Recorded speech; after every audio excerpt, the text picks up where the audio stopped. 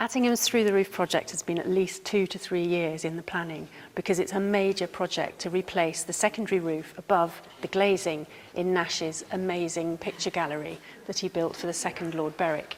And if you look up high, there's an incredible amount of fantastic decorative detail, which is now looking, after 200 years, a little bit tired. What we're doing over the last 2 to 3 days is investigating, so that we know what we're up against, these surfaces of paint, plaster, gilding and paper.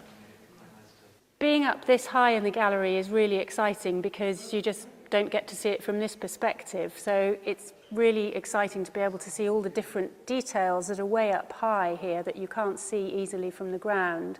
We're just starting the investigations on this border that you can see running around the outside of the ceiling flat. It's a running guilloche pattern. It's in very close, what you call grisaille tones of stone to simulate a stone or stucco moulded border. It's a trompe-l'oeil effect, basically. There's a lot of damage and a lot of retouching, as you might expect, and there has been a history ever since the picture gallery was finished in the early 19th century of water coming in. But what's really exciting about the recent investigations is when we got into the bays at the end of the room, there's a similar border there on the ceiling of an older vintage.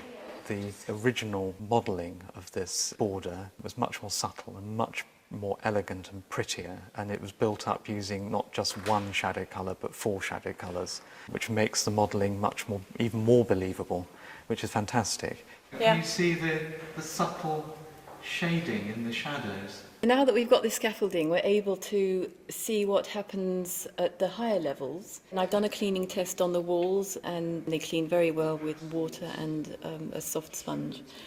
I've also been looking at these Corinthian capitals and the gilding on these capitals, and been doing some cleaning tests on these capitals, on the gilding here.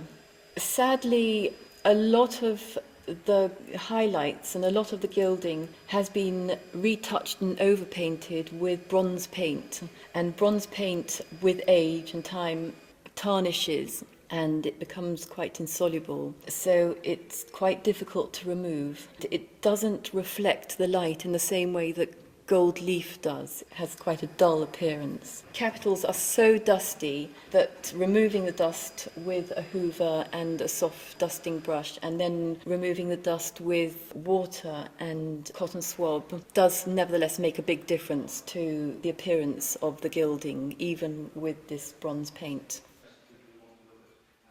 So the next phase in this project will be the scaffolding going up, which will fill this entire gallery.